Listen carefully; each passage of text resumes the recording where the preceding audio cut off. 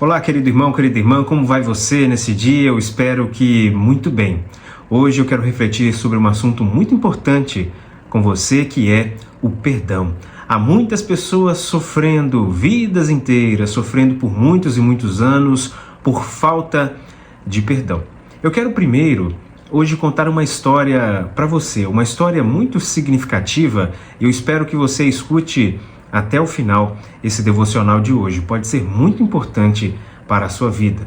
Essa história fala sobre a vida de uma família, um pai, uma mãe e um filho. O pai percebeu que o filho estava indo muito mal nos seus estudos e a vontade do pai era que o filho estudasse, que o filho passasse no curso de medicina, que o filho entrasse na faculdade, fosse um bom médico, fosse uma pessoa zelosa na sua profissão. Mas não era isso que o pai estava enxergando no filho. O que o pai enxergava era mau comportamento, desobediência e por aí vai. Esse pai, então, sabiamente resolveu fazer um desafio ao seu filho. Ele sentou com seu filho e explicou o porquê, a importância de estudar, de investir no seu futuro, de buscar uma boa profissão, de atentar às oportunidades que ele estava recebendo. E o pai então fez a seguinte proposta ao seu filho: meu filho, se chegar ao final do ano, as suas notas melhorarem e você conseguir passar no vestibular para medicina, eu vou te dar um carro de presente. Logo já na próxima semana, o pai percebeu uma grande mudança no seu filho. Esse rapaz agora estava estudando, estava super atencioso, já parecia outra pessoa.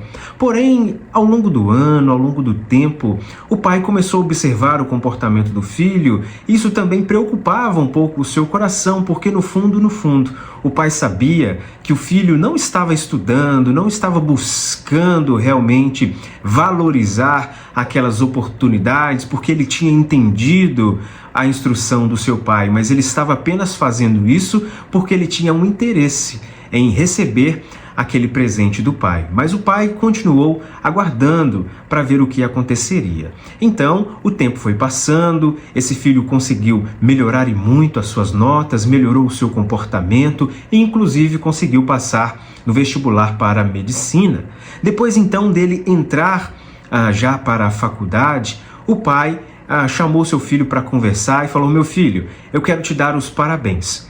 E agora eu quero te dar um presente. E o filho já ansioso, para receber o seu carro: deve ser agora que o meu pai vai me dar o meu tão aguardado presente. O pai então foi ao quarto e voltou com uma Bíblia na mão e entregou a Bíblia para esse jovem. Logo que o pai entregou a Bíblia, o semblante do rapaz mudou completamente. Ele se entristeceu e foi inegável a sua surpresa ao receber uma Bíblia e não necessariamente a chave do carro que ele aguardava. Esse jovem, muito triste, chateado, ele não dirigiu nem mesmo uma sequer palavra ao seu pai, simplesmente virou as costas, saiu de casa. Ele então passou a morar no campus da faculdade, quase nunca a sua família tinha notícias dele, e ele vivia afastado da sua família, o que fazia o seu pai sofrer e sofrer muito.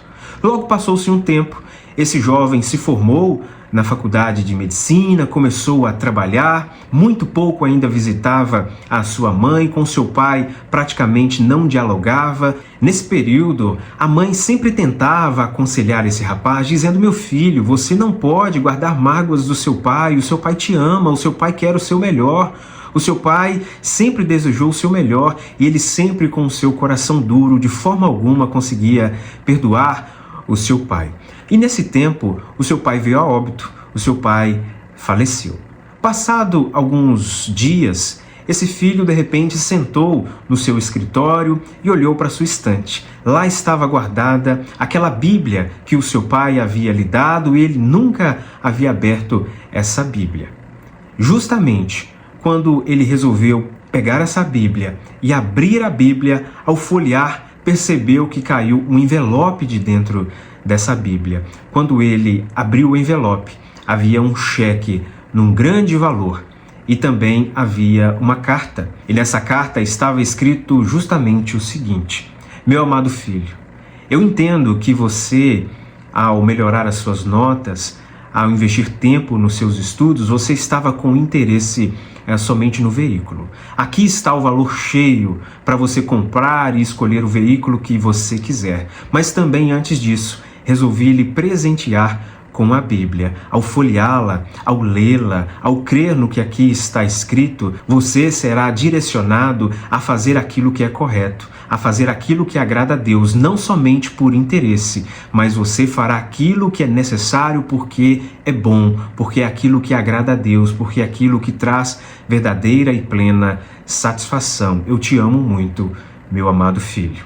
E logo que o filho acabou de ler isso, o filho caiu em prantos. E o filho passou por grandes crises de sofrimento, porque sentia um remorso enorme. O tempo não podia voltar mais atrás. Esse filho vivia atormentado porque deixou passar a chance de ter liberado o perdão, de ter buscado se reconciliar com seu pai e demonstrar verdadeiro amor a um pai que tanto o amava e só queria o seu cuidado. Essa história também nos ensina, amado irmão, amada irmã, que se nós olharmos com cuidado nas adversidades, nos problemas, nas dificuldades da vida, sempre haverá um cheque escondido. Portanto, perdoe. Dentro daquelas dificuldades que você percebe na vida, quando nós perdoamos, nós é que somos beneficiados, porque estamos fazendo primeiro aquilo que agrada ao Senhor, estamos fazendo a vontade de Deus. Na carta aos Colossenses, no capítulo 3, verso 13,